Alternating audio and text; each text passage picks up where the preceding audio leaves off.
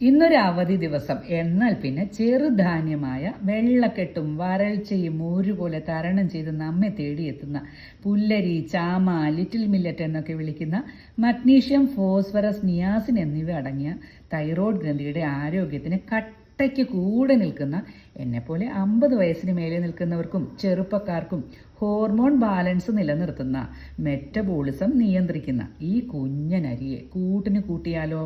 കൂടെ കൂടാൻ കുഞ്ചു വിറ്റ് നടന്ന ഇഞ്ചിയും ആവശ്യം കഴിഞ്ഞാൽ നമ്മൾ ഓടിച്ചു വിടാറുള്ള കറിവേപ്പിലയും വറ്റി വരണ്ട എല്ലും തോലുമായ വറ്റൽമുളകും ചൂടെണ്ണയിൽ പൊട്ടിത്തെറിച്ച് പടക്കം പൊട്ടിക്കുന്ന കടുകും കർണാടകയിൽ നിന്നും തമിഴ്നാട്ടിൽ നിന്നും ആന്ധ്രയിൽ നിന്നുമൊക്കെ ലോറി കയറി വരുന്ന ഷാലറ്റ്, ചെറിയ ഉള്ളി, ഇവനിപ്പം നമ്മുടെ ആലപ്പുഴ കഞ്ഞിക്കുഴിക്കാരൻ സുജിത് സ്വാമിയുടെ തോട്ടത്തിൽ ധാരാളമായി വളരുന്നുണ്ടേ.